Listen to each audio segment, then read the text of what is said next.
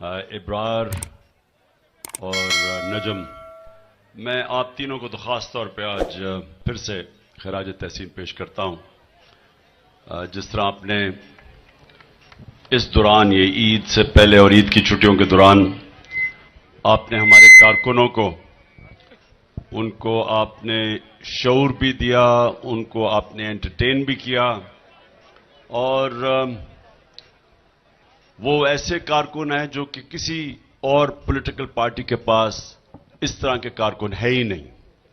मैं अपने ख्वातीन की भी बात कर रहा हूं, और जो हमारे जो बाहर से हर जगह से, बल्कि हर सारे पाकिस्तान के हिस्सों से जो कारकुन आते हैं, मैं उनकी भी बात कर रहा हूं।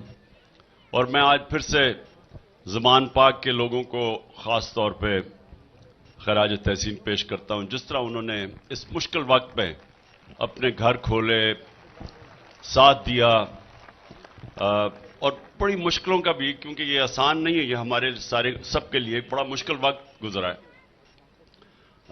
मैं इत्तेज़ाज़ आसन का, क्योंकि वो मेरे हमसाए हैं, उनकी बहन का भी खास तौर पे शुक्रिया अदा करता हूं। उनको भी बड़ी मुश्किलों का सामना करना पड़ा है, लेकिन हम एक हकीकी आज़ादी की जहाद लड़ रहे हैं। हमारा मुकाबला उन लोगों से है, वो ऐसे लोग हैं जो पाकिस्तान को अभी तक उन्होंने पाकिस्तान की तबाही की और मजीद आगे भी पाकिस्तान को तबाही की तरफ लेके जा रहे हैं। वो लोग हैं जो अपनी जाती मफादात के लिए इस मुल्क के लोगों को कुर्बान करते रहे हैं और कर रहे हैं। वो लोग अवाम का जो बुनियादी हक है वोट देने का, जो पंजाब के लोगों का हक था कि जैसी असेंबली हमने डिसॉल्व की, तो पंजाब के लोगों का हक था कि वो अपनी वोट के जरिए अपने नुमाइंदों को मुंतखब करें। ये वो लोग हैं जो अपने जाती मफादात बचाने के लिए ये लोगों का वो बुनियादी हक नहीं दे रहे। ये वो लोग हैं जिन्होंने जिस तरह की सख्ती की हमारे लोगों पे, किसी जमहूरियत के अंदर इस तरह का जुल्म नहीं हुआ सियासी कारकुनों के ऊपर।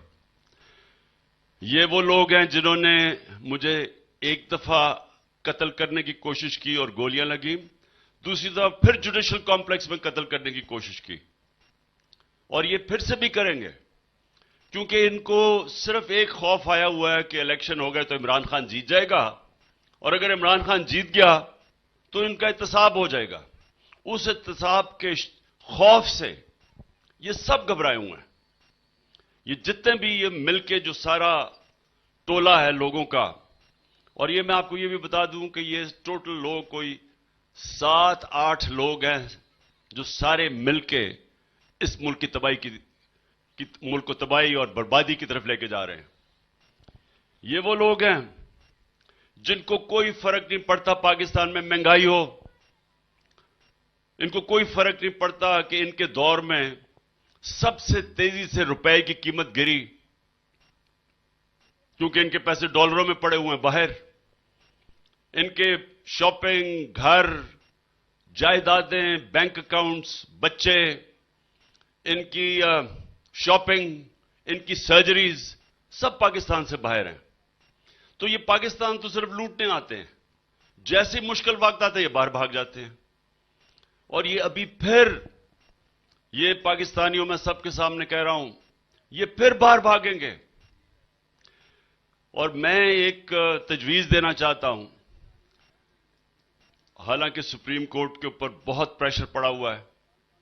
ये कौम, वैसे जो चीफ जस्टिस पाकिस्तान के सुप्रीम कोर्ट, जिस तरह उन्होंने इस माफिया के खिलाफ आइन को अपहोल्ड करने के लिए, आइन के लिए स्टैंड लिया हुआ, सारी कौम आज अपने चीफ जस्टिस और सुप्रीम कोर्ट को सलाम पेश कर रही है। क्योंकि ये वो लोग हैं जिन्होंने सिर्फ और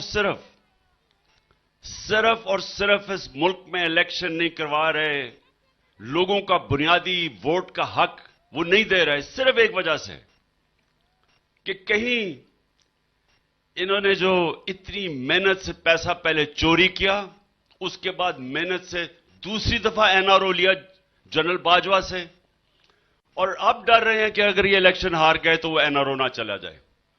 इसलिए ये पाकिस्तान को उस तरफ धकेल रहे हैं।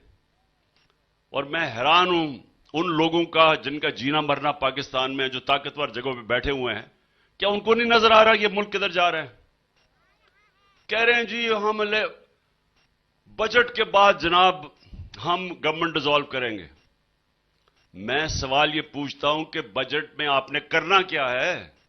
मुल्क का तो दिवालिया निकाल दिया है, तो बजट में कौन सा आपने कोई जादू करना है कि ये मुल्क इस तबाही से निकलेगा? ये सिर्फ और सिर्फ कोशिश है कि किसी तरह लंबा खींचा जाए और इलेक्शन ना हो। और ये धोखा है, क्योंकि अगर इनको मुल्क की फिक्र है और ये चाहते हैं कि एक ही टाइम पे इलेक्शन हो, तो अनाउंस कर दें, मई के पहले हफ्ते में इलेक्शन अनाउंस कर दें, एक ही वक्त पे इलेक्शन हो जाएगा। लेकिन ये इनकी नीयत नहीं है। इनकी नीयत यह है कि इलेक्शन तब हो जब वही लंदन प्लान के ऊपर पूरा अमल हो, जो श्योरिटीज दी गई थी नवाज शरीफ को कि फिक्र ना करें तहरीक इंसाफ क्रश हो जाएगी, इमरान खान को जेल में डालेंगे या दुनिया से फारग कर देंगे, और फिर वो नवाज शरीफ आएगा यहां इलेक्शन लड़ने के लिए, सारे केसेस भी माफ हो जाएंगे उसके। अभी भी इनके नून लीग के लोग कह रहे हैं जी उसके केसेस माफ कर दो। किस कानून के तहत? उसको सुप्रीम कोर्ट ने कन्विक्ट किया हुआ है। किस कानून, कौन से शिक है कानून की कि जनाब वो आएगा बात जो झूठ बोल के बाहर भागा हुआ है? ये शहबाज शरीफ ने एफिडेविट दिया हुआ था कि इलाज करवाने जा रहा है। इसको भी इस पर डिस्क्वालीफाई करना चाहिए कि झूठा एफिडेविट दिया था, और उसको कि जी वो आएगा बादशाह सलामत तो उसके केसेस माफ हो जाएंगे। ये दूसरी दफा इसके केसेस माफ करवाने की कोशिश कर रहे हैं। पहले हुदायबा पेपर मिल्स का माफ हुआ था मुशर्रफ के साथ। तो मैं ये तजवीज देता हूं कि अब जब इलेक्शन पे वापस अगर नवाज शरीफ आ जाए तो मुझे भी ईसीएल पे डाल देना और इसको भी ईसीएल पे डाल देना। इलेक्शन के बाद तक ईसीएल पे हमें रखें, जब तक नई गवर्नमेंट नहीं बनती उससे पहले भागने नहीं देना इनको, क्योंकि इनमें से ज्यादातर चूहों ने भागने की कोशिश करनी है, किश्ती से छलांग मारने की कोशिश करनी है। इनको खौफ इलेक्शन से और पाकिस्तान की आवाम से है। तो आज ज़मान पाक के जितने मेरे कारकुन यहां आए हुए हैं, मैं आज फिर आप सबको खुशामदीद कहता हूं। कल हमारा फैसला हो जाएगा। ये जो मुज़ाकरात हो रहे हैं, मुझे उम्मीद है कि कल तक दूध का दूध पानी का पानी हो जाएगा, और उसमें फिर हम अपना लाएअमल तय करेंगे। तो मैं आज ये अपनी सारे कारकुनों को, पाकिस्तान की आवाम को कहना चाहता हूं कि अगर इन्होंने सुप्रीम कोर्ट और पाकिस्तान के आइन की खिलाफ वर्जी की तो सारी कौम ने अपने सुप्रीम कोर्ट और पाकिस्तान के आइन के साथ खड़े होना है। आप सब जरा मुझे हाथ खड़ा करके बताएं कि आप सब तैयार हैं? इंशाअल्लाह सारी कौम तैयार है। और हम इस बारी हमारी जो 1 साल ट्रेनिंग हो चुकी है, 1 साल से हमारी ट्रेनिंग हो रही है, इंशाअल्लाह जो अब पाकिस्तान की कौम सड़कों पर निकलेगी अपना हक लेने के लिए, अपना जमहूरी, अपना इंसानी हक, जो बुनियादी इंसानी हक है वोट देने का, कि अपने लोगों को, अपने नुमाइंदों को इलेक्ट करवाने का, वो हक लेने के लिए इंशाअल्लाह मैं अपनी कौम को लेकर पाकिस्तान की सड़कों पर निकलूंगा। एहतजाज करेंगे पुरअमन तरीके से, जो हमेशा हमने किया है।